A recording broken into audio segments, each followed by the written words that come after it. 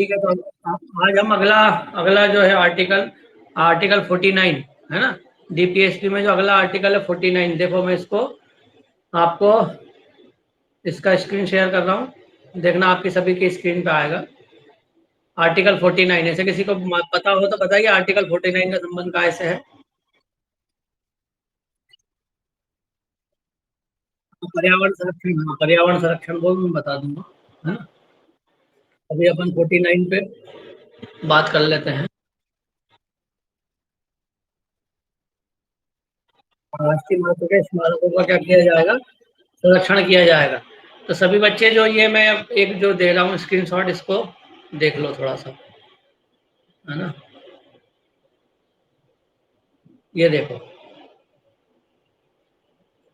संसद द्वारा बनाई गई विधि द्वारा या उसके अधीन राष्ट्रीय महत्व वाले घोषित किए गए कलात्मक व ऐतिहासिक अभिरुचि वाले प्रत्येक स्मारक या स्थान या वस्तु का यथास्थिति लूठन, विरूपण, विनाश, अपसारण, वैशन, निर्यात से संरक्षण करना राज्य की क्या होगी? प्रतिबद्धता होगी। इसका मतलब ये बोल रहा है कि राष्ट्रीय महत्व के जो ऐतिहासिक पुरातत्व स्थल है ना, जैसे मान लो लाल किला हो गया, या ताजमहल हो गया, या महाकाल मंदिर हो गया, या कुतुब मीनार हो गया, है ना। इस तरीके के जो राष्ट्रीय चार मीनार हो गई, तो इस तरह के जो राष्ट्रीय महत्व के जो वो होंगे, स्मारक होंगे, इन स्मारकों को संरक्षण करना राज्य का क्या होगा? बाध्यता होगी। राज्य क्या करेगा? इनकी संरक्षण के लिए क्या करेगा? कार्य करेगा। ये बोला गया 49 में। और एक कल जो अपन ने पढ़ा था 48, तो 48 में एक और है 48A, वन एवं पर्यावरण, वन्य जीव एवं पर्यावरण का क्या करना है? रक्षण करना है। राज्य का क्या है? वन्य जीव एवं पर्यावरण का क्या करना है? रक्षण करना है। तो इसके लिए राज्य सरकार ने क्या किया है? वन्य जीव संरक्षण अधिनियम 1973 क्या किया है? बना दिया गया है। ठीक है, तो दो चीजें आपको याद रखना है। 48A जिसमें वन्य जीव संरक्षण एवं पर्यावरण संरक्षण की बात की गई है, और ये अपन ने देखा है कि 49 का क्या है? संसद क्या करेगा? देखो इसमें मैं आपको कीवर्ड जो है वो बता देता हूँ। संसद क्या करेगा? संसद जो है विधि द्वारा, विधि यानी कानून द्वारा क्या करेगा? राष्ट्रीय महत्व वाले जितने भी ऐतिहासिक स्थल है उनका क्या करना है? उसे संरक्षण करना है ना। ये उसकी क्या होगी? राज्य की क्या होगी? बाध्यता होगी। ये राज्य की क्या होगी? बाध्यता होगी। आ गया समझ में आपको? तो ये आ गया आपका 49। इसका स्क्रीनशॉट ले लो सभी बच्चे। क्लियर है? बोलो, सभी को क्लियर हुआ? अब आर्टिकल है 50। पायल बताओ आर्टिकल 50 क्या है? हाँ, क्या होता है ये? कार्यपालिका का न्यायपालिका से पृथककरण। पायल बताओ।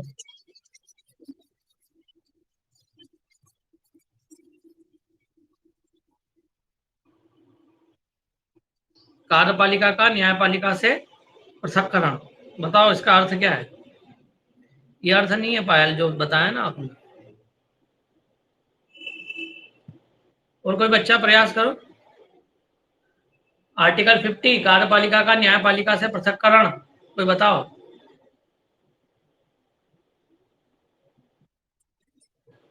हाँ?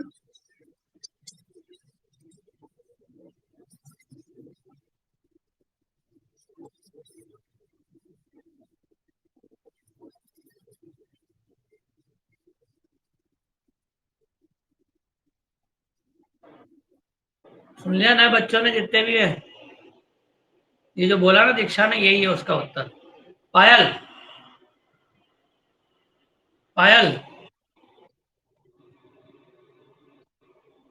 समझ में आया कुछ? पायल समझ में आया कुछ? कार्यपालिका का न्यायपालिका से पृथककरण। और आवाज आ रही है? क्या आया?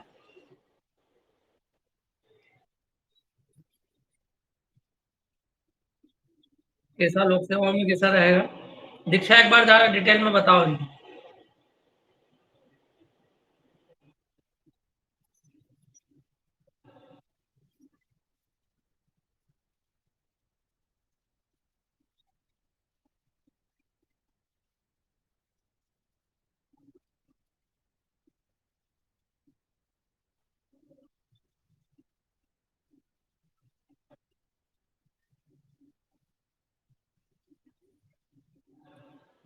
आया समझ में कुछ? अब अभी भी नहीं आया? तो नहीं आया तो सुनो, देखो दो चीजें लिखी हुई इसमें, कार्यपालिका का न्यायपालिका से पृथककरण।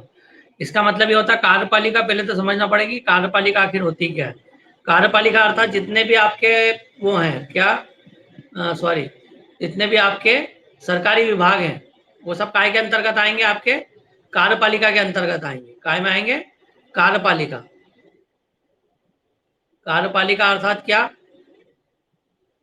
जितने भी आपके स्टेट गवर्नमेंट के होंगे, साथ ही साथ सेंट्रल गवर्नमेंट के जितने भी ऑफिस है वो सब काय में आते हैं आपके, वो सब आपके आते हैं कार्यपालिका के अंतर्गत आते हैं। कार्यपालिका अर्थात जो नियमों का क्या करती है, क्रियान्वयन करती है, अर्थात सभी विभाग, अर्थात सभी जो विभाग हैं वो सब क्या कहलाते हैं, कार्यपालिका कहलाते हैं। इतना समझ में आया सभी नए बच्चों को?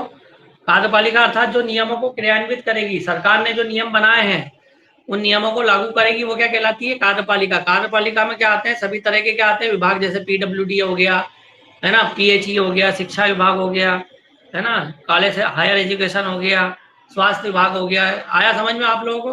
तो ये कहलाता है आपका क्या, ये सब क्या कहलाते हैं, कार्यपालिका कहलाते हैं। एग्जीक्यूटिव अंग्रेजी में क्या बोलते हैं इनको, एग्जीक्यूटिव बोलते हैं। तो क्या है कि कार्यपालिका में काम करते हैं कार्मिक। कौन काम करते हैं कार्यपालिका में? कार्मिक, है ना, कर्मचारी काम करते हैं कार्यपालिका में। अब उनके कोई मामले यदि आते हैं, उनके साथ यदि कुछ अन्याय हो जाता है, कुछ गलत हो जाता है नौकरी में, घर पे नहीं, घर पे यदि होगा तो फिर वो आईपीसी चलेगी और क्रिमिनल ऑफेंस और सिविल ऑफेंस चलते ही हैं। लेकिन विभाग में कुछ गलत हो गया, विभाग में गलत हो गया ने, जैसे मान लो किसी जूनियर का प्रमोशन हो गया, सीनियर का नहीं हुआ, ठीक है, किसी व्यक्ति का क्या हुआ, एक जगह से दूसरी जगह ट्रांसफर हुआ, 2 महीने बाद फिर ट्रांसफर कर दिया, जबकि 3 साल तक कोई ट्रांसफर नहीं होता है। कोई भी व्यक्ति एक जगह काम करता है तो उसका 3 साल तक ट्रांसफर नहीं होता है ना। किसी जूनियर का क्या हो गया, प्रमोशन हो गया, सीनियर का नहीं हुआ, तो ऐसे में वो कहाँ जाएगा व्यक्ति, कोर्ट में जाएगा कि नहीं जाएगा? तो इसके लिए अलग से कोर्ट की व्यवस्था की गई। कार्यपालिका के जितने भी मामले हैं उन मामलों के लिए अलग कोर्ट बनाया गया। आई बात समझ में? है ना। न्यायकाल जो सिंपल जो न्यायालय होता है, जो अपन देखते हैं ना कोठी पे जाते हैं, जहाँ आईपीसी और सिविल मामले लड़े जाते हैं, आईपीसी के तहत जितने भी मामले हैं और सिविल मामले जो भी हैं, है ना, सिविल ऑफेंस और क्रिमिनल ऑफेंस, वो आपके कोठी पैलेस पे आप जाते हो, वहां पर लड़े जाते हैं, देखा है आपने, ठीक है। तो वो न्यायपालिका है आपकी, सेशन कोर्ट है वो आपका। ऐसे ही आपका इंदौर में क्या है, हाई कोर्ट है, जबलपुर में भी हाई कोर्ट है, ग्वालियर में भी हाई कोर्ट, और दिल्ली में क्या है, सुप्रीम कोर्ट है। तो कहने का मतलब कि कार्यपालिका में जब भी कोई विवाद की स्थिति बनेगी, कार्मिकों की स्थानांतरण से संबंधित मामले होंगे, प्रमोशन से संबंधित मामले होंगे, या और भी कुछ मामले होंगे, तो ऐसे जो मामले हैं वो न्यायालय में नहीं जाएंगे, न्यायालय से पृथककरण है उनका, तो फिर कहाँ जाएंगे वो? तो उनके लिए एक अलग न्यायालय की क्या की गई है, व्यवस्था की गई है, ठीक है। स्टेट के कर्मचारी होंगे तो वो जाएंगे स्टेट एडमिनिस्ट्रेटिव ट्रिब्यूनल में, सेट बोलते हैं इसको, स्टेट एडमिनिस्ट्रेटिव ट्रिब्यूनल में जाएंगे, ये ट्रिब्यूनल में उनका फैसला होगा। और केंद्र के कर्मचारी होंगे तो उनके जो मामले हैं वो कहाँ जाएंगे, सेंट्रल एडमिनिस्ट्रेटिव ट्रिब्यूनल में जाएंगे, उसको बोला जाता है केट, ठीक है। राज्य सरकार के जितने भी कर्मचारी हैं उनके विवाद जो होंगे सेट में सुलझाए जाएंगे, और केंद्र के जो है वो किस में सुलझाए जाएंगे, सेंट्रल एडमिनिस्ट्रेटिव ट्रिब्यूनल में सुलझाए जाएंगे। तो केट तो है भारत में, है ना, सेंट्रल के जो एम्प्लॉय हैं उनके लिए केट की व्यवस्था तो है, लेकिन राज्य ने, हर राज्य ने सेट न्यायालय नहीं बनाए हैं। क्यों नहीं बनाए हैं? क्योंकि ये राज्य की इच्छा पर निर्भर है ना, डीपीएसपी में दिया हुआ है, ये राज्य के लिए बाध्यकारी नहीं है। तो हर राज्य में सेट न्यायालय नहीं है, अर्थात राज्य के जो कर्मचारी के जो मामले हैं वो सिंपल कोर्ट में ही जाते हैं। तो कहाँ जाते हैं, सिंपल कोर्ट में ही जाते हैं। जैसे मध्य प्रदेश में नहीं है सेट, तो मध्य प्रदेश में यदि राज्य सरकार या केंद्र सरकार के काम के कार्मिकों का कोई विवाद होगा, या स्थानांतरण से संबंधित या आएगा कुछ भी प्रमोशन से संबंधित कोई विवाद होगा, तो वो कहाँ जाना चाहिए, सेट में जाना चाहिए। पर सेट नहीं है चूंकि, तो वो कहाँ जाएगा, सिंपल न्यायालय में जाएगा। लेकिन आर्टिकल 50 में बोला गया है कि कार्यपालिका का न्यायपालिका से पृथककरण होना चाहिए, अर्थात कार्यपालिका के मामले न्यायपालिका में नहीं जाना चाहिए, उसके लिए अलग से एक ट्रिब्यूनल होना चाहिए, अलग से एक न्यायालय होना चाहिए, जिसको बोला जाएगा केंद्र के कर्मचारियों के लिए केट रहेगा वो, और राज्य के कर्मचारियों के लिए वह सेट कहलाएगा। अब समझ में आ गया सभी बच्चों को कि नहीं आया, बताओ, बोलो। किसी को कोई दिक्कत है? जो ऑनलाइन बच्चे दिख रहे हैं जैसे, बताओ। सुनीता मालवी, आया समझ में? स्टेट का मतलब ये, देखो स्टेट का फुल फॉर्म यदि जैसे समझ लिया आपने, स्टेट का मतलब होता है स्टेट एडमिनिस्ट्रेटिव ट्रिब्यूनल। इसका है ना, स्टेट एडमिनिस्ट्रेटिव ट्रिब्यूनल, है ना, स्टेट के प्रशासन से संबंधित जितने भी मामले होंगे वो सेट में जाएंगे। ठीक है, स्टेट एडमिनिस्ट्रेटिव ट्रिब्यूनल में जाएंगे, वहां पे सुलझाए जाएंगे। अपने अलग वो अपना जो कोर्ट है ना, उस कोर्ट में नहीं आएंगे वो। क्लियर है? और केंद्र के कर्मचारियों के मामले कहाँ जाएंगे? सेंट्रल एडमिनिस्ट्रेटिव ट्रिब्यूनल में जाएंगे। क्लियर है? यानी ये अलग से न्यायालय होता है। ये जो हमारा सेशन कोर्ट है ना, कोठी रोड पे, ऐसा नहीं होता है ये। सन 2000 में, सन 2000 तक मध्य प्रदेश में भी सेट हुआ करता था, लेकिन सन 2000 के बाद क्या हो गया, समाप्त कर दिया गया। जब भरतपुरी आरटीओ ऑफिस देखा ना आपने, यहाँ पे आज भी सेंट्रल का केट है। सेंट्रल के जितने भी मामले होते हैं ना, उनका न्यायालय केट यहाँ पर आज भी है, क्योंकि केट सेंट्रल के कर्मचारियों का है, राज्य के कर्मचारियों का सेट नहीं है। सन 2000 के बाद समाप्त कर दिया गया वो। अब बताओ किसी को कोई।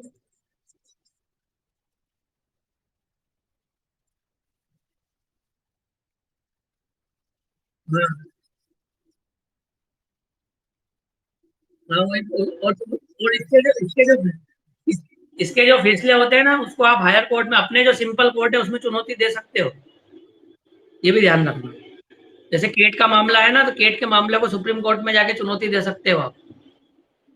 और स्टेट के मामले होंगे सेट के, तो उसको हाई कोर्ट वगैरह में भी चुनौती दी जा सकती है। इसके फैसले अंतिम नहीं होते हैं, ये भी ध्यान रखना। पर चूंकि अलग से कोर्ट बना है, तो राज्य सरकारें फिर कर्मचारी के पक्ष में फैसला दे देती है। आगे समझ में? वो अपील नहीं करती हैं आगे।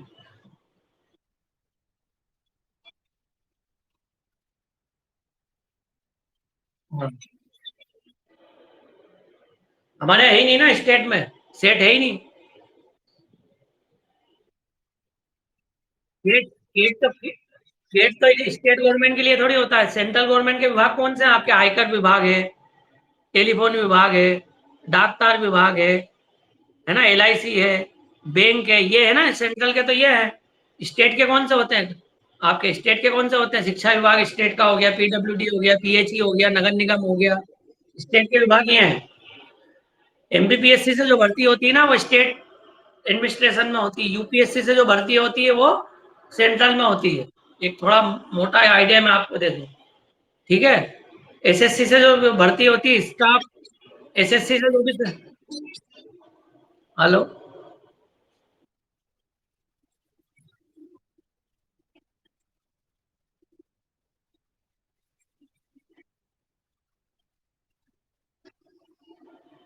नहीं, स्टेट का जो कर्मचारी की बात कर रहा हूँ ना, स्टेट के कर्मचारी कहीं नहीं जाएगा, उसको सिंपल न्यायालय में ही जाना पड़ेगा।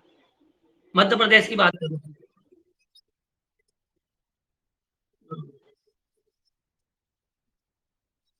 तो वो गेट में जाएगा।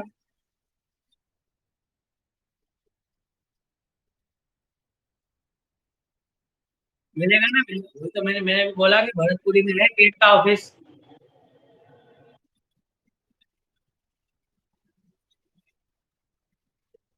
हर राज्य में होगा ना, हर राज्य में होगा, हर राज्य के हर जिले में मिलता है गेट का ऑफिस। सेंट्रल का तो गेट है ना, स्टेट का नहीं है। स्टेट का होता तो वो भी, स्टेट का जब स्टेट का हुआ करता था सन 2000 में, वो भी भरतपुरी में ही हुआ करता था उस समय, जहां तक मेरे को याद है।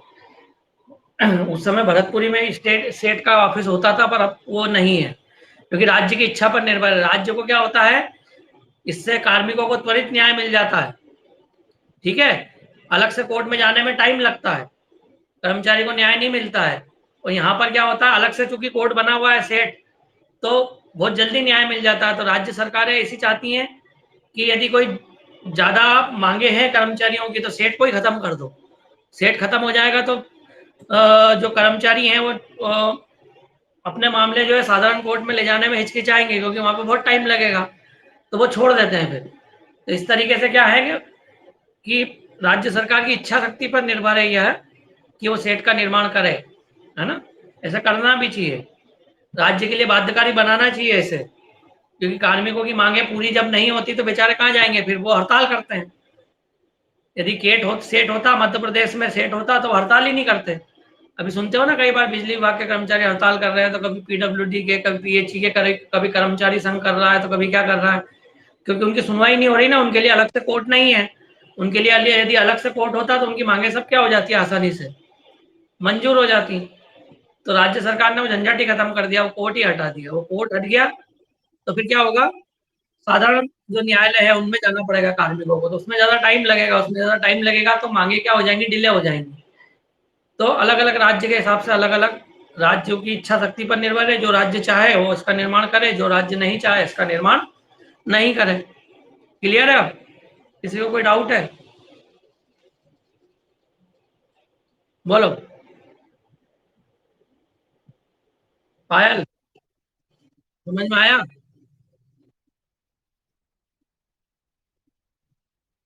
समझ में आया कि नहीं पायल? कोई कंफ्यूजन है?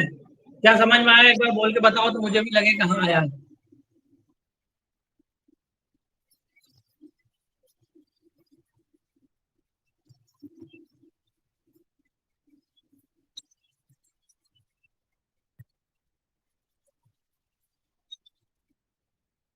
हम्म,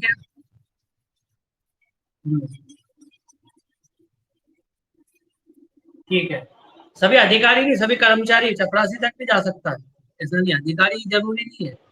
जब भी मैंने शब्द इस्तेमाल किया था कर्मचारी, अधिकारी कर्मचारी दोनों, राज्य और स्टेट के अधिकारी कर्मचारी दोनों जा सकते हैं। वो मैंने कहने का मतलब, जो भी गवर्नमेंट एम्प्लॉय है स्टेट का या सेंट्रल का, उसका कुछ भी विवाद हुआ, जैसे मैंने कल एक एग्जांपल बताया था कि एक व्यक्ति, एक पद पर एक से अधिक व्यक्ति जब आ जाते हैं, है ना, एक पद था प्रिंसिपल का, वहां पर दो प्रिंसिपल आ गए, है ना, और ऐसी स्थिति में मान लो फिर कहा जाता है, वो कोर्ट, सिंपल कोर्ट में जाना पड़ता है अपने आप। वो सिंपल कोर्ट में ना जाके केट में चला जाए यदि, तो 2 दिन में ही उसका फैसला आ जाए। आई बात समझ में? उसको फिर सिंपल कोर्ट में जाना पड़ता है, तो उसमें टाइम लग जाता है, 2-2 3-3 महीने तक बिना तनख्वाह के रहता है फिर एक कर्मचारी। आ रही बात समझ में कि नहीं मेरी? तो यदि केट होता, उसे त्वरित त्वरित न्याय जब मिल जाता, जैसे ही वो आता, और उसका यदि पद खाली नहीं मिलता उसको वहां पर, तो केट में वो क्या कर देता, याचिका लगाता, 2 दिन में फैसला आ जाता। अभी उसको सिंपल न्यायालय में जाना पड़ता, वहां पर हजारों केस पहले से ही पेंडिंग है। आई बात समझ में आती नहीं आपको? सिंपल न्यायालय में हजारों केस दूसरे पहले से ही पेंडिंग है। आपका जब नंबर आएगा तो तारीख आएगी 2 महीने बाद की, तो 2 महीने तक बेचारा यथास्थिति में रहेगा। वो 2 महीने तक उसे तनख्वाही नहीं मिलेगी। फिर 2 महीने बाद भी यदि सामान्य जो न्यायालय उसने अगली तारीख दे दी 2 महीने की, तो फिर 4 महीने तक बेचारा बैठा रहेगा बिना पैसे के। इसलिए केट की व्यवस्था की गई कि कर्मचारियों और अधिकारियों के जो मामले हैं वो त्वरित क्या हो जाए, इससे निपटा दिए जाए। लेकिन अभी ऐसा होता है कि अभी कर्मचारी जो है साधारण कोर्ट में जाने से डरता है अधिकतर। वो अधिकतर विभाग से ही गुहार करता है कि हमारे मामले को क्या कर दो, सॉल्व कर दो जैसे तैसे। समझ में आई बात? हम कोर्ट नहीं जाएंगे। कोर्ट रेयर केस में ही जाता है व्यक्ति, जब उसे नौकरी से क्या कर दो, बर्खास्त कर दो, सस्पेंड कर दो, ऐसी स्थिति में ही वो कोर्ट में जाता है। अदरवाइज सिंपल मामलों में, ट्रांसफर का मामला हुआ, कोई वेतन वृद्धि नहीं लगी, जूनियर को सीनियर का प्रमोशन हो गया, तो वो ऐसे केसों में बहुत कम लोग क्या है कोर्ट जाते हैं, क्योंकि उनको पता है कि कोर्ट का प्रोसीजर बहुत लंबा है। साधारण कोर्ट में बहुत सारे मामले पहले से ही पेंडिंग है, अपना नंबर कब आएगा, फिर उसमें फीस भी लगती है वकील की, ठीक है ना। प्रमोशन में जितना फायदा नहीं होगा उतना फायदा वो 2-3 साल में वकील को फीस के रूप में ही दे देगा। तो ये सब चीजों को देखकर कर्मचारी फिर कोर्ट में जाने से ही घबराता है, वो जाता ही नहीं। क्लियर है? ये है पूरा मामला। तो संविधान ने बहुत अच्छी व्यवस्था की है कि सभी जो कर्मचारी अधिकारी है, स्टेट का हो या एज वेल एज सेंट्रल का हो, उनके लिए क्या होना चाहिए, एक अलग से क्या होना चाहिए, न्यायालय होना चाहिए। जो राज्य का होगा न्यायालय उसे सेट कहा जाएगा, और सेंट्रल का जो होगा उसे केट कहा जाएगा। केट अर्थात सेंट्रल एडमिनिस्ट्रेटिव ट्रिब्यूनल, और सेट का मतलब स्टेट एडमिनिस्ट्रेटिव ट्रिब्यूनल रहेगा। ये हो गया आपका आर्टिकल 50। अब बात करेंगे आर्टिकल 51 की। बताओ कोई, आर्टिकल 51 जल्दी से बताओ, क्या क्या मतलब निकलता है इसका? अंतर्राष्ट्रीय शांति सुरक्षा से क्या मतलब निकलता है? क्या कहना चाहते हैं संविधान निर्माता, क्या कहना चाहते हैं इससे? अंतर्राष्ट्रीय शांति सुरक्षा की बात होती है तो क्या कहना चाह रहे हैं हम?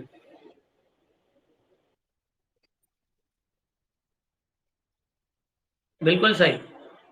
कौन ने बोला? आयुष।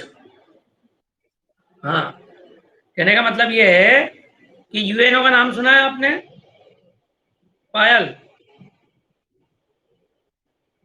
यूएनओ का नाम सुना है? यूएनओ का नाम सुना है? राष्ट्रमंडल का नाम, राष्ट्रमंडल का नाम सुना है? सार्क का नाम सुना है? ठीक है ना? तो इस तरीके के जितने भी आपको अंतर्राष्ट्रीय संगठन है, वर्ल्ड बैंक का नाम सुना है, आईएमएफ का सुना है, अंतर्राष्ट्रीय न्यायालय का नाम सुना है? तो जितने भी अंतर्राष्ट्रीय संस्थाएं हैं, ये काय के लिए काम करती हैं? अंतर्राष्ट्रीय शांति और सुरक्षा के लिए तो काम करती है ना, सामाजिक आर्थिक विकास के लिए काम करती हैं। अब पूरे वर्ल्ड के लोगों के लिए, जैसे वर्ल्ड बैंक है, वर्ल्ड के सभी यूएनओ के सभी 192 देशों को क्या देता है? वो ऋण प्रदान करता है ना? आईएमएफ भी क्या करता है? ऋण प्रदान करता है। यूएनओ भी क्या करता है? अंतर्राष्ट्रीय शांति और सुरक्षा की व्यवस्था करता है। ये दो देश में यदि युद्ध हो जाता है तो यूएनओ की तरफ देखते हैं दोनों देश। जैसे अभी इसराइल और फिलिस्तीन में विवाद हो गया तो यूएनओ की तरफ देख रहे हैं कि यूएनओ क्या फैसला देगा। तो यूएनओ का फैसला क्या किया जानते हैं? सभी सभी देश क्या करते हैं? मानते हैं। तो कहने का मतलब ये है कि इस आर्टिकल में कहा गया कि राज्य क्या करेगा? अंतर्राष्ट्रीय शांति और सुरक्षा के प्रयास करेगा। तो वो अपनी तरफ से क्या प्रयास कर सकता है? या तो संगठन बना ले कोई अंतर्राष्ट्रीय, या संगठन नहीं बना सकता तो कोई पहले से मौजूद अंतर्राष्ट्रीय स्तर पर संगठन है, उसमें अपनी भागीदारी क्या करे? बढ़ चढ़ कर निभाए। जैसे यूएनओ हो गया, आईएमएफ हो गया, वर्ल्ड बैंक हो गया, सार्क हो गया। तो अंतर्राष्ट्रीय और शांति और सुरक्षा के लिए क्या करता है? ऐसा बोला गया है कि राज्य का यह कर्तव्य है कि वो अंतर्राष्ट्रीय शांति और सुरक्षा की क्या करे? व्यवस्था करे। तो इसके लिए अंतर्राष्ट्रीय संस्थाओं की वो क्या करे? या तो स्थापना करे, या पहले से मौजूद जो अंतर्राष्ट्रीय संस्थाएं हैं उनमें अपना विश्वास व्यक्त करे। अर्थात यूएनओ की जब स्थापना हुई 1945 में 24 सितंबर को, तो उसके जो संस्थापक राष्ट्र थे उसमें भारत भी था। पता है कि नहीं आपको? अंतर्राष्ट्रीय जो शांति और सुरक्षा के लिए यूएनओ बना था जब 24 सितंबर 1945 को, तो उनके उसके जो 50 के जो शुरू 50 राष्ट्र हुआ करते थे उस समय, उसमें तो उन 50 राष्ट्रों में भारत भी उसमें था। यूएनओ की तुम आपने नाम सुना होगा, एक सुरक्षा परिषद होती है जो कि उसकी एक सेना भी होती है यूएनओ की, सुरक्षा परिषद की। तो सुरक्षा परिषद की जो सेना होती है उसको, उस सेना में सबसे ज्यादा सैनिक भारत के ही हैं। भारत ने ही अपने सैनिक दे रखे हैं। तो अंतर्राष्ट्रीय स्तर पर जब किसी दो देशों के मध्य युद्ध होता है तो दोनों देशों में शांति का क्या करती है? सुरक्षा परिषद प्रयास करती है ना? अपनी सेना भी भेजती है समय आने पे। तो ये सब चीजें काय के लिए कर रही है यूएनओ? अंतर्राष्ट्रीय शांति और सुरक्षा के लिए। तो आपको क्या करना है? आपको यूएनओ के चार्टर में क्या करना है? विश्वास रखना है। यूएनओ का जो प्रस्तावना है उसमें क्या करना है? विश्वास रखना है। तो यही बोला गया है कि राज्य का क्या है? राज्य क्या करेगा? अंतर्राष्ट्रीय शांति और सुरक्षा के प्रयास करेगा। तो शांति सुरक्षा के लिए प्रयास करने में क्या है? जो अंतर्राष्ट्रीय संस्था है उनके जो मोटो हैं या उनके जो उद्देश्य हैं उसमें आप क्या बताओगे? उसमें आप अपनी सहमति बताओगे। तो आप उनकी सहमति बता दोगे तो एक प्रकार से आपका ये जो आर्टिकल है फुलफिल हो जाएगा। क्लियर है? बोलो, आ गया ना समझ में सभी को? चले आ गया। तो ये हो गया आपका डीपीएसपी, आज समाप्त हो गया। भाग कौन सा था ये? कौन सा भाग था ये संविधान का? हाँ, चार भाग था, है ना? भाग चार था। कहां से शुरू हुआ था ये? 36 से लेकर 51 तक, है ना? अब 51 ए है। अब क्या है? 51 ए है। अभी 51 ए भी इसी में आएगा, भाग चार का ही भाग है वो। 51 ए में क्या कहा गया है बताओ कोई?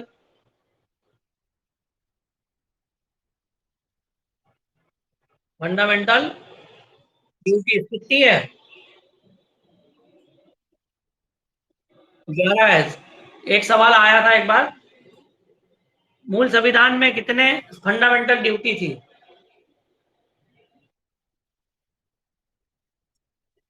क्यों?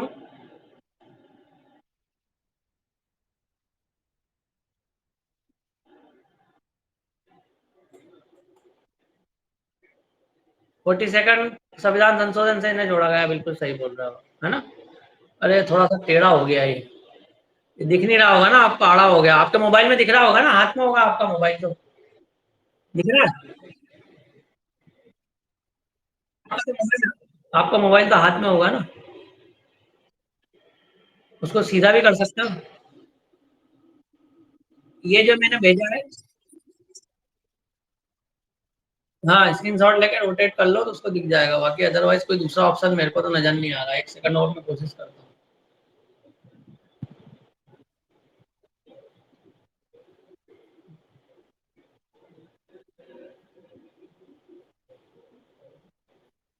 ये देखिए, अब दिख रहा है सभी को? बोलिए, पायल दिख रहा है?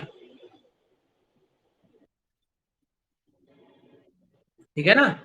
तो देखो, इसमें 11 मौलिक कर्तव्य दिख रहा है आपको। तो जो 10 मौलिक कर्तव्य है, ठीक है, 10 मौलिक कर्तव्य कब जोड़े गए? 42वें संविधान संशोधन से 1946। लिख लो, लिख लो, 2-3 चीजें लिख लो। 2-3 चीजें आप नोट कर लो। इसका तो आपने स्क्रीनशॉट ले लिया सभी ने? हाँ, तो इसमें से देखो, ये वाला छोड़ दो आप। कौन सा वाला? ये लास्ट वाला। तो ये ऊपर के जो 10 हैं, ये जोड़े गए कब? 42वें संविधान संशोधन से। कब जोड़े गए? 42वें संविधान संशोधन के द्वारा इनको जोड़ा गया। क्लियर है? और ये जो 11वां है आपका, ये जोड़ा गया आपका कब? देखो, इसमें लिखा भी है 86वें संविधान संशोधन से सन 2000 में। आपका क्या जोड़ा गया? 11वां संविधान संशोधन जोड़ा गया कि माता पिता का भी यह कर्तव्य है कि बच्चों को क्या करे, वो बच्चों को प्राथमिक शिक्षा का अवसर क्या करे, प्रदान करे। जैसे कल मैंने बात बोली थी ना कि यदि माता पिता ही नहीं चाहे तो क्या होगा? राज्य कहाँ से व्यवस्था करेगा? तो माता पिता का भी कर्तव्य है। राज्य को तो आपने बोल ही दिया, राज्य को तो आपने बाध्यकारी बना दिया 86वें संविधान संशोधन से। लेकिन माता पिता को बाध्यकारी नहीं बनाया। माता पिता को सिर्फ बोला आपके आपकी फंडामेंटल ड्यूटी है ये आपका क्या है, मौलिक कर्तव्य है। तो बच्चों को क्या करोगे आप? 6 से 14 वर्ष के आयु के जो बच्चे हैं उन्हें प्राथमिक शिक्षा मुहैया कराने के क्या करोगे, अवसर उपलब्ध कराओगे। बाकी ऊपर के जो 10 हैं, ऊपर के जो 10 हैं, ये जो है आपके, इसके जो है आप सभी आप कॉपी ले लो और इसमें मैं आपको थोड़ा सा कीवर्ड बता देता हूँ याद करने में। सभी ने कॉपी पेन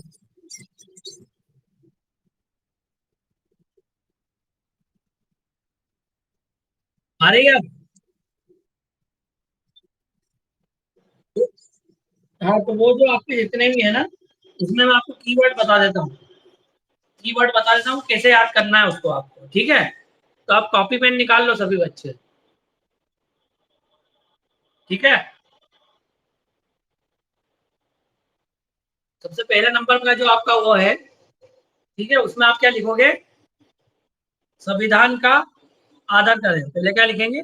संविधान का आदर करें। सिर्फ सिंपल लिखेंगे, संविधान का आदर है ना। संविधान में सब जो चीजें हैं, राष्ट्र ध्वज है, राष्ट्रगीत है, उन सबका क्या करना है आपको? सम्मान करना। तो कीवर्ड बता रहा हूँ मैं आपको, कीवर्ड, वो उस लाइन का कीवर्ड।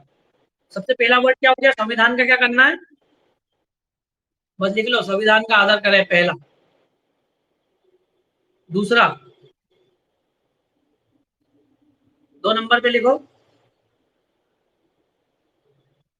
स्वतंत्रता संग्राम सेनानियों के, फ्रीडम फाइटर होते हैं ना जिन्होंने आजादी दिलाई है, पंडित नेहरू है, जवाहरलाल नेहरू है, महात्मा गांधी है, सुभाष चंद्र बोस है, भगत सिंह है। समझते हो कि नहीं, स्वतंत्रता संग्राम सेनानी? तो स्वतंत्रता संग्राम सेनानी के बलिदान को याद रखें। दूसरा, स्वतंत्रता संग्राम सेनानियों के आदर्शों को ध्यान में रखें। इतना सा लिखो बस।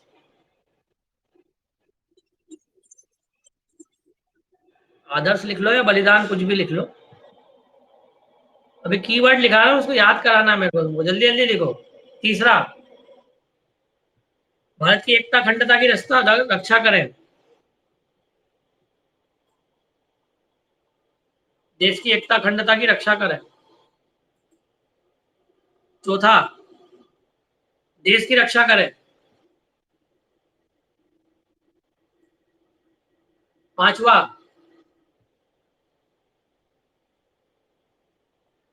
पांचवा, समान,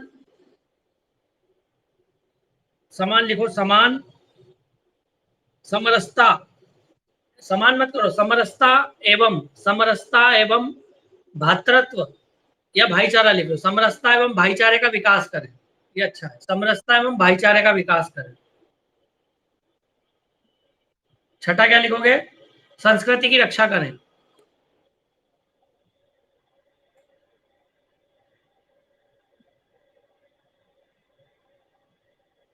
अगला क्या है? पर्यावरण की रक्षा करें,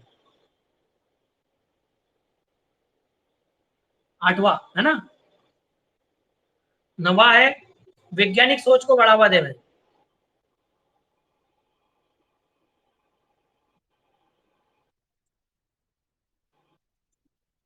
हाँ। 9वां सार्वजनिक संपत्ति की रक्षा करें।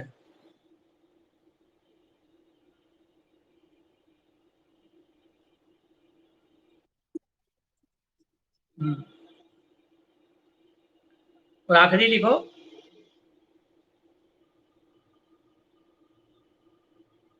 लास्ट, नहीं लास्ट नहीं, 10वां है ना, अभी तो 10वां आएगा, 9वां था ये।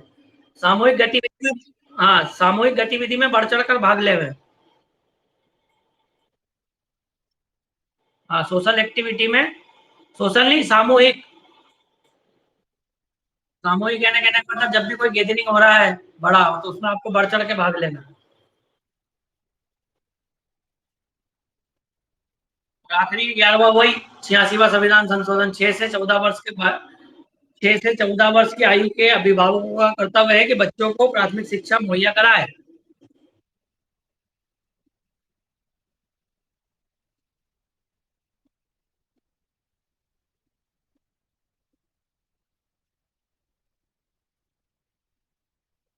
तो 5वां जो आपने देखा ना, समान भातृत्व भावना वगैरह, यही समरसता और समान उसमें ऑब्लिक करके आप चाहो तो महिलाओं का सम्मान करे भी कर सकते हो, 5वें में महिलाओं का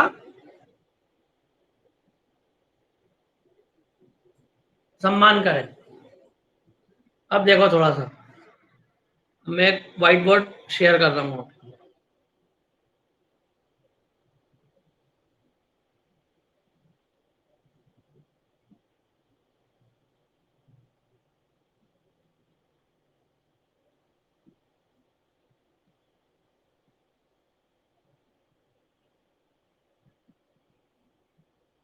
देखो 1 पे क्या लिखा है मैंने, सन। 2 पे क्या लिखा है, बोलो। और 3, हाँ और 3 पे, 4 पे डोर, डोर डोर है ना, दरवाजा। 5 पे लिखा है मैंने नाइफ, क्या लिखा है, नाइफ, है ना। 6 पे लिखा है मैंने विक्स। 7 पे लिख रहा हूँ मैं, 7 पे मैं लिख रहा हूँ हेवन, क्या लिख रहा हूँ, हेवन, है ना। एक और बांसुरी बजा रहा है। 8 पे लिखा है प्लेट।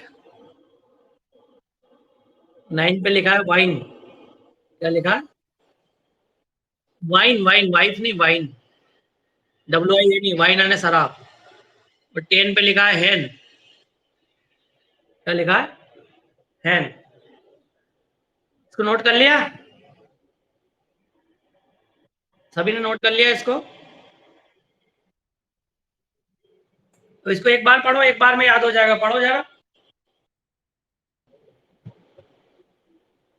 1 क्या है, बोलो। 1 क्या है, 1 क्या है नहीं, मैं तो अभी उसकी बात ही नहीं कर रहा हूँ, तो उसकी बात ही नहीं कर रहा हूँ, मैंने तो लिखा है। अरे 1 तो सन है।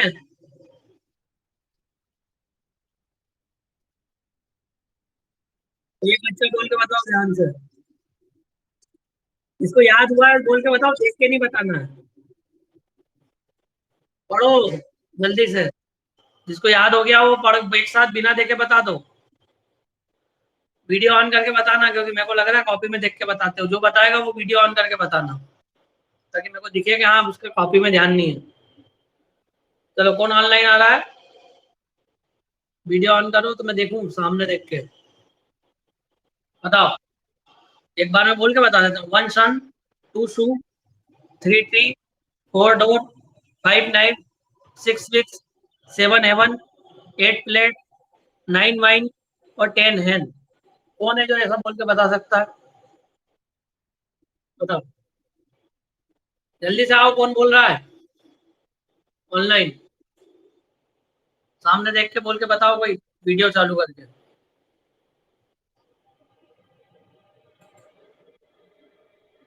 जल्दी जल्दी, इतना टाइम नहीं है अपने पास।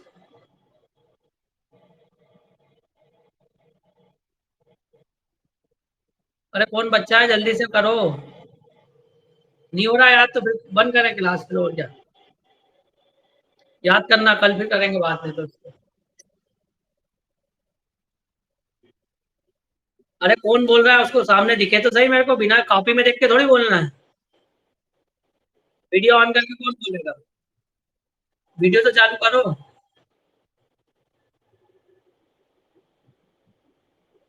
श्रद्धा तुम बोल के बता दो, माही तुम ही बोल के बता दो। माही,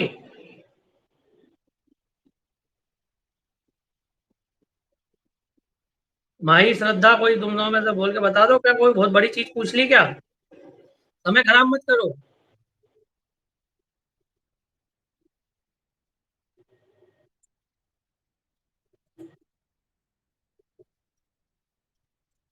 हाँ, राइट।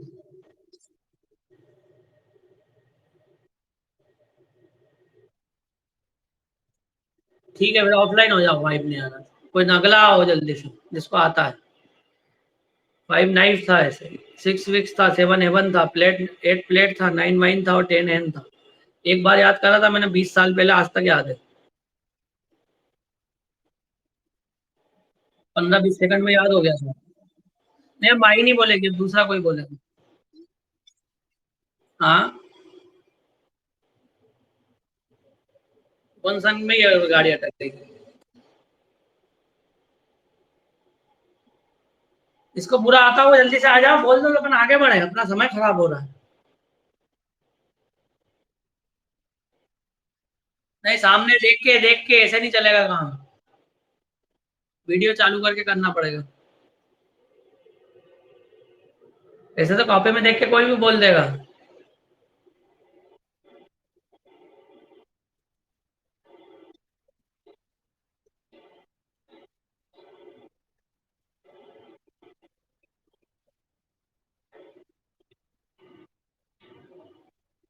वाइन। ठीक है। देखो, बाकी बच्चे थोड़ा याद करने की कोशिश करो।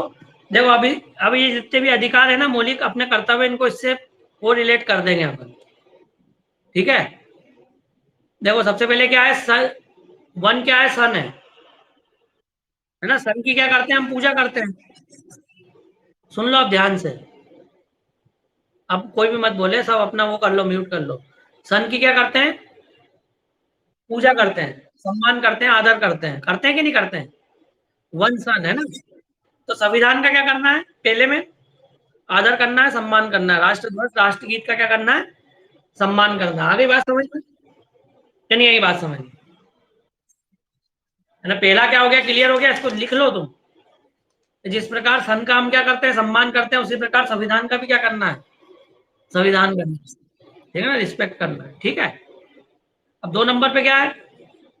शू है। शू है ना, जूता, जूते। है ना। देखो, हमारे को देश को आजादी किसने दिलाई है? स्वतंत्रता संग्राम सेनानियों ने। घर बैठ के दिलाई है कि बाहर जाके जूते घिसे हैं उन्होंने? है ना, जूते घिसे होंगे, मेहनत करी होगी, जब जाके आंदोलन करे, जब जाके क्या मिली हमको? आजादी मिली। तो शू को हमने किससे जोड़ दिया? स्वतंत्रता संग्राम सेनानियों के जूतों से जोड़ दिया, कि जूते उनके क्या हो गए, घिस गए आजादी दिलाने में हमको। क्लियर है? तीसरा क्या है? ट्री। ट्री का मतलब क्या होगा? ट्री यानी पौधे, पेड़ पौधे। है ना, एकता अखंडता से जोड़ोगे आप इसको। देश की एकता अखंडता को बनाए रखना है। तो देश की एकता अखंडता कब बनेगी? जब हम क्या करोगे, ज्यादा से ज्यादा पेड़ पौधे लगाएंगे, पर्यावरण के क्या करेंगे, कार्यक्रम करेंगे, वृक्षारोपण के कार्यक्रम करेंगे। जब कब करेगा व्यक्ति?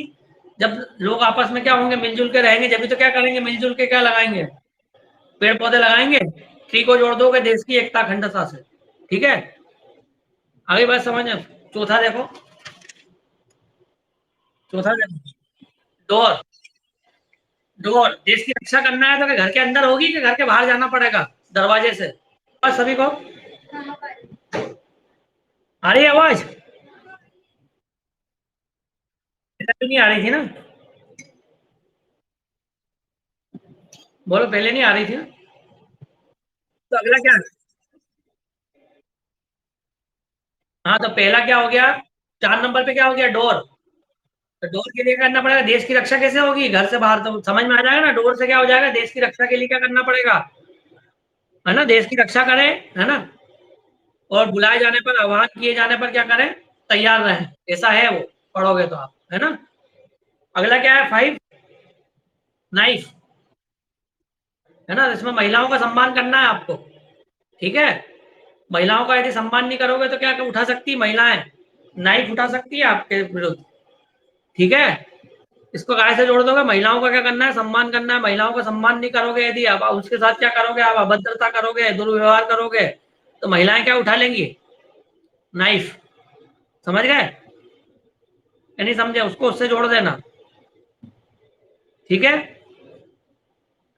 अगला क्या है? 6, विक्स। विक्स क्या हो जाती है? जिस प्रकार घुल जाती है, उसी प्रकार भारत में अनेक संस्कृतियां आपस में क्या है? घुली हुई हैं। ठीक है, विक्स आप जैसे मुंह में लेते हो तो क्या हो जाती है? वो घुल जाती है। उसी प्रकार देश में बहुत सारी संस्कृतियां आपस में क्या है? घुली हुई हैं। उनको क्या करना है? संस्कृति की क्या करना है? हमको रक्षा करना है। अधिकतर रक्षा ही है, और रक्षा का जो कीवर्ड है इसमें छुपा हुआ है सब अपना। ठीक है, अगला क्या है? आप 7। 7 का मतलब क्या है? बोलो गिनती में। स्वर्ग। स्वर्ग कब बनेगा? जब पर्यावरण की क्या करोगे आप? हाँ ठीक है ना, आपने देखा है ना, जितने भी हिल स्टेशन है वहां पर आपको क्या स्वर्ग का अनुभव होता है? काय के लिए होता है? क्योंकि वहां पर पेड़ पौधे क्या है? ज्यादा है। तो पर्यावरण की रक्षा करोगे तो काय का अनुभव होगा आपको? स्वर्ग का होगा, है ना? अगला क्या है? बोलो, अगला नंबर 8। क्या बोला 8 को? प्लेट। प्लेट समझते हो ना? आजकल आईसी, आईसी चिप्स प्लेट होती, प्लेट होती ना सब जितनी भी। कहने का मतलब पहले क्या ट्रांजिस्टर प्लेट चलती थी? जो पुराने जो वो बच्चे जो इंजीनियरिंग किया वो समझते हैं, ट्रांजिस्टर प्लेट होती थी, आईसी प्लेट होती है आजकल, है ना? कंप्यूटर में आईसी प्लेट नहीं होती। ये सब कौन बनाते हैं? प्लेट कौन बनाता है? आईसी प्लेट, ट्रांजिस्टर प्लेट कौन बनाते हैं? तो बस वैज्ञानिक सोच को क्या देना है? बढ़ावा देना, अंधविश्वास पर विश्वास नहीं रखना है। तो क्या हो गया? 8 प्लेट। ठीक है, अगला क्या है? 9, वाइन। वाइन पिएगा तो व्यक्ति सार्वजनिक संपत्ति को नुकसान पहुंचाएगा ना? दारू पी लेगा तो तोड़फोड़ करेगा ना, कि नहीं करेगा? बस को तोड़ देगा, रेल रेल की बत्ती फोड़ देगा, पार्क में जाएगा तो कुर्सी तोड़ देगा। तो याद आ गया ना, वाइन से क्या करना है आपको? वाइन से याद आ जाएगा कि सार्वजनिक संपत्ति की क्या करना है? सुरक्षा करना है। ठीक है, और 10वां क्या है? हैन। हैन हैन है ना, मुर्गा दौड़। दौड़ दौड़ जब भी होगी, काय की भी दौड़ होगी यदि, तो उसमें क्या करना है? भाग लेना है। काय की भी दौड़, सामूहिक गतिविधि लिखा ना, सामूहिक गतिविधि है ना दौड़। हैन, मुर्गा दौड़ होती ना, मुर्गा दौड़ होती ना, पहले होती थी मुर्गा दौड़, मुर्गे दौड़ाते थे। तो दौड़ से क्या याद रख लोगे? सामूहिक गतिविधि की जो भी दौड़ होगी उसमें क्या करना है? बढ़ चढ़ कर क्या करना है? भाग लेना है ना? अब एक बार और देखो, अब ध्यान से सुनना मेरी तरफ, मेरे को देख के। पहला क्या है? सन। सन का क्या करेंगे? सम्मान। तो संविधान का क्या करना है? आदर करना है, सम्मान करना है, राष्ट्रगीत का सम्मान करना है। टू क्या है आपका? शू। शू, शू को आपने किससे जोड़ा? स्वतंत्र संग्राम सेनानियों का क्या करना है? बलिदान को याद करना है। ठीक है ना? वो उससे आप जोड़ लो कि स्वतंत्र संग्राम सेनानियों के जूते घिस गए आजादी दिलाने में। ठीक है ना? तो शू से क्या जोड़ दो? स्वतंत्र संग्राम सेनानियों के बलिदान को क्या करना है? याद करना है। ट्री। ट्री यानी देश की एकता अखंडता को बनाए रखना है, ट्री। और 4 का क्या हो जाएगा? डोर। तो देश की रक्षा के लिए कहाँ निकलना पड़ेगा? घर से बाहर, तो देश की रक्षा करना, 4 डोर। 5 नाइफ, महिलाओं की सुरक्षा से संबंधित हो गया नाइफ, है ना? महिलाओं का सम्मान करना। और 6 विक्स, संस्कृति की क्या करना? रक्षा करना। विक्स घुल जाती है, इस प्रकार संस्कृति घुल गई। 7 हेवन। हेवन कहाँ से मिलेगा? पर्यावरण से। पर्यावरण की क्या करना पड़ेगा? रक्षा। 8 प्लेट, वैज्ञानिक सोच को क्या देना पड़ेगी, बढ़ावा देना पड़ेगा। 9 वाइन, वाइन पी के व्यक्ति नुकसान करेगा, अर्थात सार्वजनिक संपत्ति क्या करना है, रक्षा करना है। हेन, हेन से याद आ जाएगा मुर्गा दौड़, हमें सामूहिक गतिविधि में बढ़ चढ़ कर क्या करना है, भाग लेना है। और आखिरी क्या हो जाएगा, वो तो याद ही है, 86वें संविधान संशोधन से जोड़ा गया, 6 से 14 वर्ष के बच्चों के अभिभावकों का कर्तव्य है कि वो उन्हें क्या दिलाए, शिक्षा दिलाए। अब कोई बता सकता है, जैसे नेहा शर्मा है या सुनीता माली है, स्निग्धा सोलंकी है, इनमें से कोई बताने का प्रयास करो। पायल तो बता देगी, इसलिए नहीं पूछ रहा हूँ। पूनम चतुर्वेदी जो भी है, अर्जुन, है ना, इनमें से कोई बताने का प्रयास करो। मैं एबीसीडी नंबर में बोल देता हूँ, चलो, सन 1, सन 2, शू, ऐसा कर दो। हाँ पूनम, बोलने का प्रयास करो, चलो। वीडियो चालू नहीं करना है, वीडियो ऑफ करके ही बात करो। चलो, वन सन, ये पूनम बताएगी, कोई पूनम ऑनलाइन है जो, ठीक है।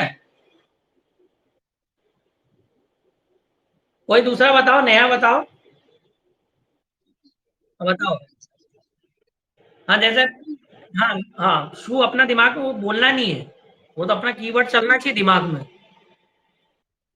हाँ, अभी बोल सकते हो, मेरे सामने बोल सकते हो, मेरे सामने तो कोई दिक्कत नहीं है, लिखती समय अपने को। ठीक है, हाँ बोलो। पहला क्या है।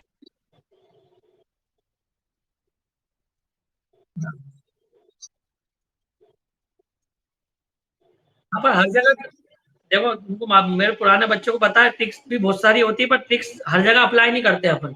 ट्रिक कहाँ अप्लाई करते हैं, यहाँ पे अपने को नंबर से याद करना है पूरा। यहाँ नंबर से याद होना चाहिए ना, पूरे 11 ही याद होना चाहिए आपको, तो वहाँ ट्रिक काम करती है, हर जगह ट्रिक नहीं चलाएंगे अपन।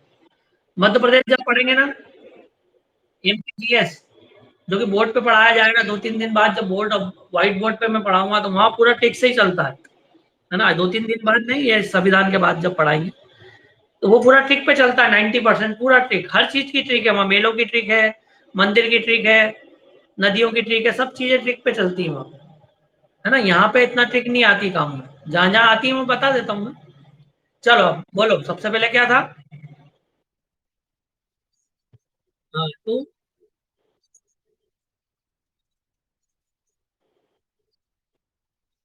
हाँ ठीक है।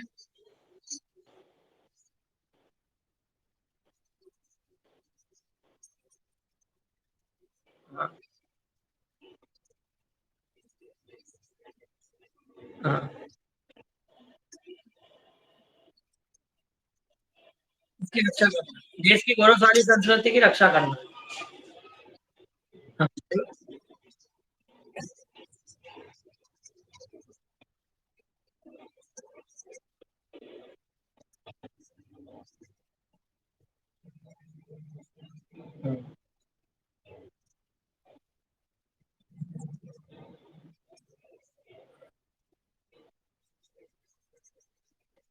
बस आ गया समझ में, सभी को आ गया समझ में।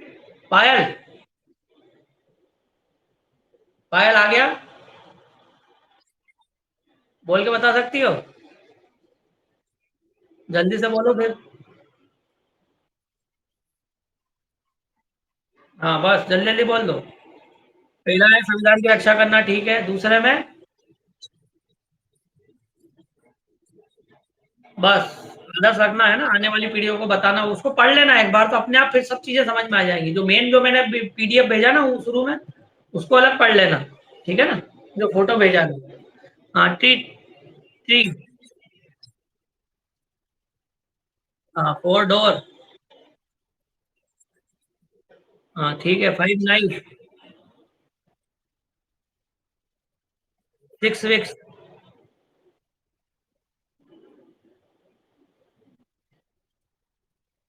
देश की गौरवशाली संस्कृति की रक्षा करना, देश की गौरवशाली संस्कृति की रक्षा करना। हाँ, अगला बोलो। 7 हेवन, हाँ। 8 प्लेट, जल्दी बोलो। 8 प्लेट में क्या होगा। हाँ 9 वाइन,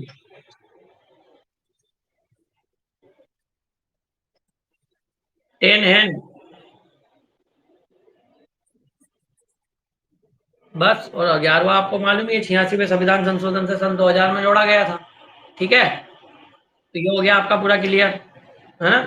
51 का भी मैंने बता दिया। तो भाग 4 का भाग है ना, भाग 4A या 51 का, ये कंप्लीट हो गया अपना, भाग 4 पूरे कंप्लीट हो गए। इसके अभी शायद पीडीएफ नहीं दिया ना मैंने इसका, क्या दे दिया है पूरा? इसका पीडीएफ मिला है कि नहीं आपको? कहाँ तक मिला है देखेंगे, आज के आगे का पीडीएफ में डाल दूंगा। कल मैंने टेस्ट दिया था आप लोगों को, देखा था?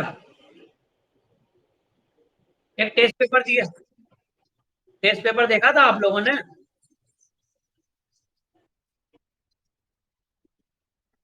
अरे 12 बजे, 12 बजे ओपन हुआ था, 12 बजे का टाइम दिया था ना मैंने उसमें, दिन में 12 बजे ओपन होता हो। तुमने 12 बजे के बाद देखा ही नहीं होगा, शाम को देखा तो शाम को ओपन हुआ।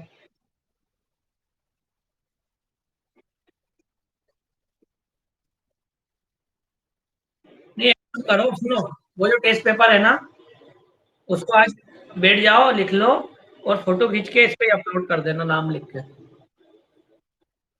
आ गया समझ में? अभी रात में या कभी भी दिन में लिख लो, कल 12 बजे के पहले या 2 बजे के पहले कल तक इस पे अपलोड कर देना। क्लास के पहले कल अपलोड कर देना, 2-3 घंटे पहले तक। उत्तर लिख लेना, क्वेश्चन उत्तर लिख के और उसको फोटो खींच के इस पे डाल देना, मेरे को दिख जाएगा, नाम लिख देना, मैं उस पर नंबरिंग कर दूंगा जितने नंबर का हो। शायद 20 क्वेश्चन है, 3 नंबर का एक क्वेश्चन है, 60 नंबर का है पेपर पूरा। ठीक है, 3-3, 20 शब्दों में है, इसका मतलब 2 से 3 लाइन में उत्तर लिखना है आपको, ज्यादा से ज्यादा। कितना?